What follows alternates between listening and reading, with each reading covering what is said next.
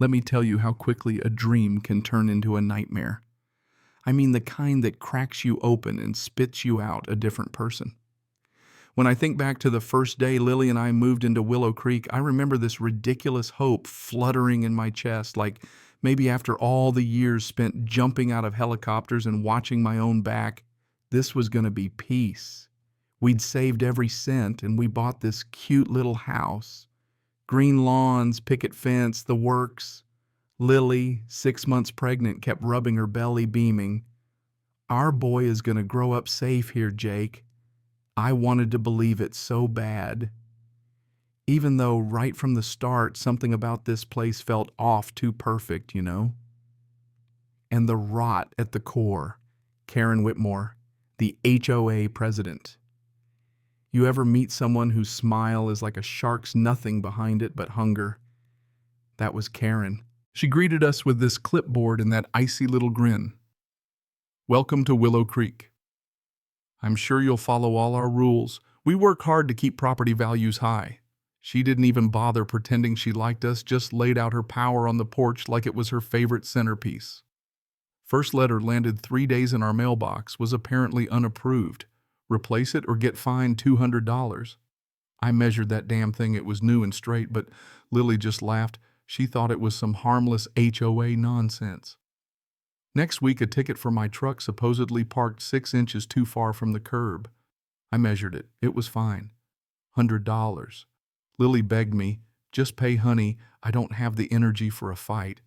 Being pregnant wore her out, and I let it go.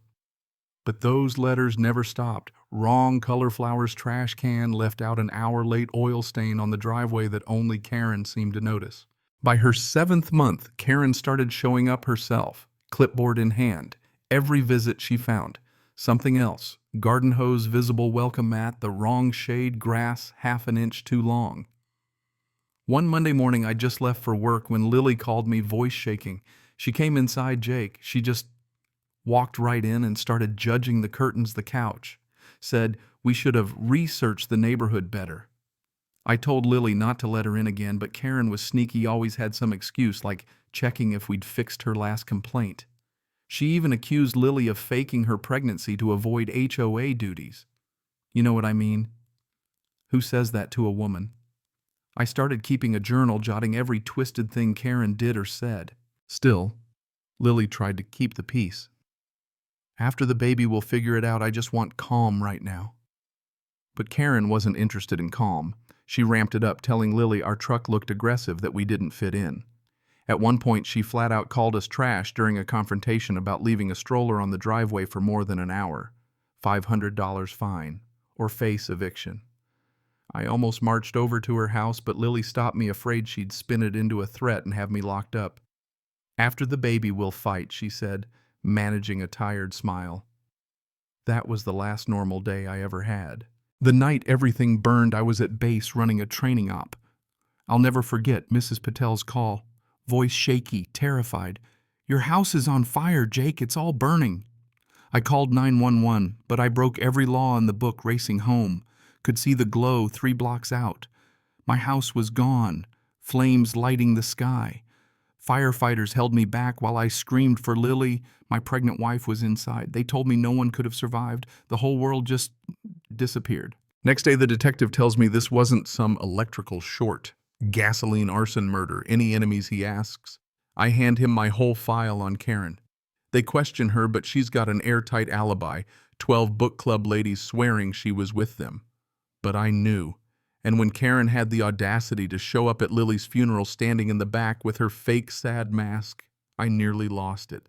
As she left, she shot me this look just for a second. Her face went cold, like she was proud of what she'd done. That's when I knew the cops weren't going to solve this, so I did what a SEAL does best. I hunted. I dug into Karen's past, every divorce, every miserable story from old husbands who'd fled across the country. Both men said the same: she ruined lives for sport. Public records showed 5 families had left Willow Creek after accidents, pools, poisoned garages, torched basements, flooded, all after a blitz of HOA violations from Karen. There was always this one guy in the background, a handyman named Tony Ritchie White. Van always around before things went sideways. I tracked down emails where Karen paid Tony to fix problems. Then I found the smoking gun, an email sent the day before my house burned. The Callahans are still here. The pregnant wife is getting close. Make it look like an accident. I'll pay your usual plus $5,000 bonus. That's when rage turned to ice. I printed every email, but I wasn't giving it to the police. Not yet. I shadowed Tony, bugged his phone and apartment, learned his schedule, his drinking, his debts. Karen. I watched even closer, breaking into her fortress of a house to plant mics. For weeks I listened. I heard them scheme. Karen paranoid, worrying if the fire would trace back. Tony desperate for cash. And then Karen planning to handle me next if I got too close. They even joked about hurting the new family's dog.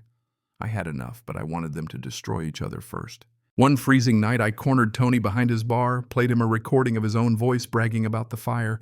He crumbled, confessed it all. Karen had planned it, timed it, so Lily would be alone. Tony only cared about the money, claimed he thought Lily would escape. I made him help me.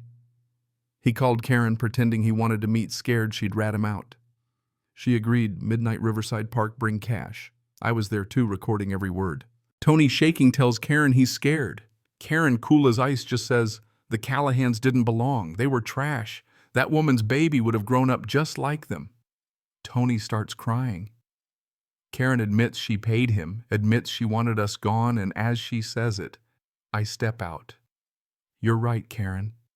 What's done is done.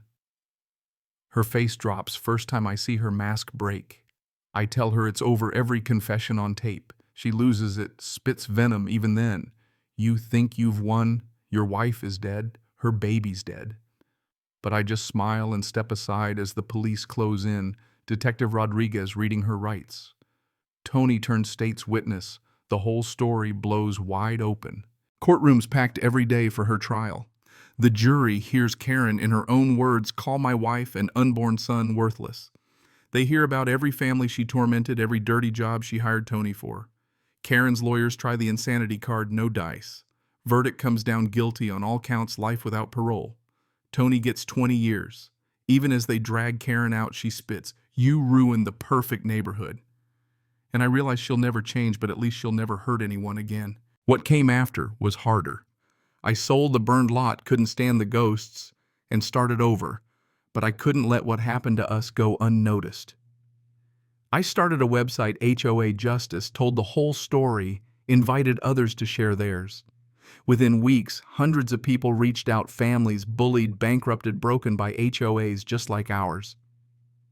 I used the settlement money and my pension to found a nonprofit, brought in some of my old SEAL buddies and a few tough lawyers, and we started fighting back. Our first win saved a single mom's house in Texas, then a man's memorial garden in California, then a disabled kid's ramp in Florida. Every victory was for Lily, for Michael, and for all the families Karen tried to erase. Years passed. Willow Creek changed, no more HOA, just neighbors helping neighbors. Someone sent me a letter about planting the same roses Lily loved, how kids were playing in the streets again, how the place finally felt like home. I took that letter to Lily and Michael's grave and read it out loud. Told them we did it, that they didn't die for nothing. So now I spend my days fighting so no family ever has to face a Karen Whitmore again. Our little group's helped over 1,000 families now, and every time we save a home, every time we stop another bully, I feel Lily's hand on my shoulder, Michael's laughter in the wind. Is it perfect? Hell no. But it's real, and I wouldn't trade that for any amount of perfect grass or matching mailboxes. Tell me, what would you do if someone tried to take everything from you, if you think justice means standing up even when it hurts, even when you've lost everything? Share your story below. Let's talk about what real community looks like. Because no one should have to live in fear of their own neighbor.